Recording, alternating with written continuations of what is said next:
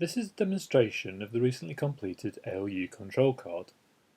This card joins the completed logic and arithmetic cards to form the three cards of the computer's ALU.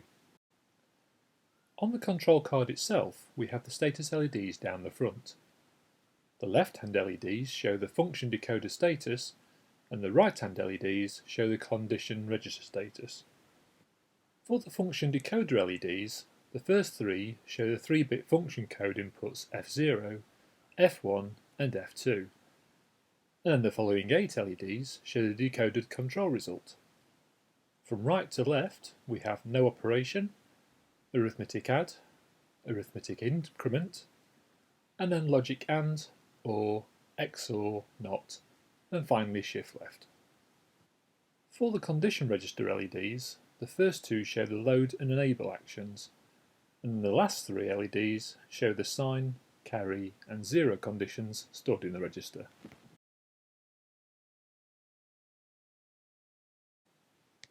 Moving further up the card, we have the register relays on the right and the function decoder relays on the left. Further up the card on the left are the 0 detect relays, which are arranged to form a chain of normally closed switches that is broken when any relay is activated. Finally at the top of the card are the connectors. Inputs B and C are not required on this card, and so the connector at the top left is present but not wired in. This is so the card has extra support when connected to the card backplane. Next to this is the data bus, which along with the 8-bit data line carries the 3-bit function code as well as the condition register output produced by this card. Next in line is the control connector, which brings the carry out signal over from the arithmetic card and also takes the 7 function lines produced by this card. Note that 7 lines rather than 8, as when none of the other 7 function lines are active, then no operation, the 8th one, is assumed. Finally at the top right is the power connector, which supplies 12 volts DC. Attached to the connectors at the top of the card is the same test board used in my previous videos.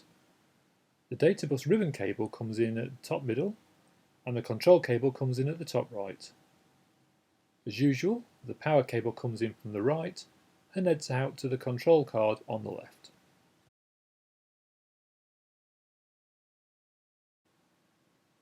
The top row of red buttons is connected to the control lines on the data bus.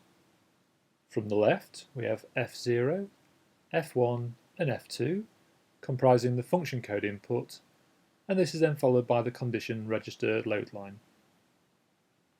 The second row of buttons is connected to the data lines on the data bus.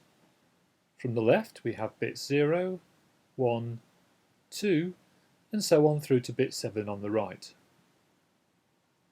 For the control bus I've attached a flying lead so I can tap the carry out line, which is a third pin in from the right. From here I can also tap the decoded function lines, which will backfeed the decoded output LEDs on the card. From left to right these are add, increment, AND, OR, XOR, NOT and shift left. Following the power ribbon cable off to the right is a set of crocodile clips, which as usual heads off to the power supply itself. This is my Maplin 100 watt bench power supply, set to the usual 12 volts as required. I'll start with switching the power supply on, and currently with all inputs off, the no operation LED is lit. I'll now run through the 7 function codes by counting from 1 to 7 on the 3-bit function code input.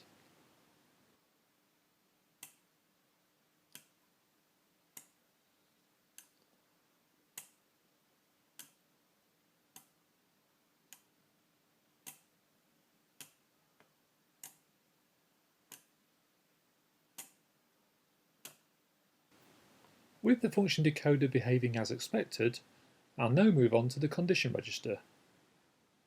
Activating the condition load line momentarily, and with the data bus inactive, the 0 condition should be set and held. I can now run through activating bits 0 through to 7 one at a time on the data bus, and loading the register with and without each bit set.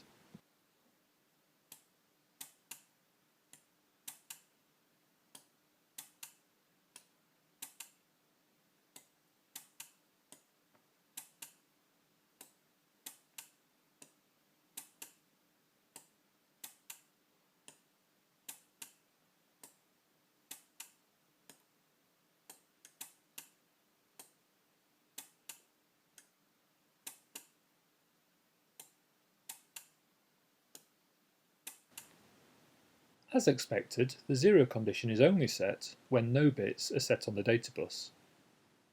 Additionally, when activating bit 7 and loading the register, the sign condition is set and held as expected. The carry condition can be set by activating the carry out line on the control bus and then loading the register.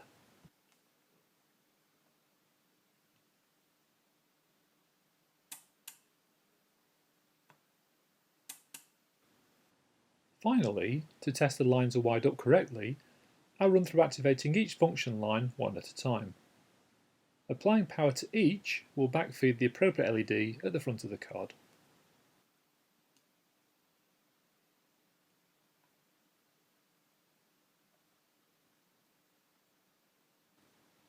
So, that's it for the control card, all working as intended. That's also pretty much it for the ALU as a whole. The next card I'll be constructing will be the backplane, which can hold and connect up to 5 cards. Once this is done, it should be possible to test the ALU working as a whole. Please visit my blog at relaycomputer.blogspot.co.uk to see more information on this control card and the ongoing construction of my relay computer.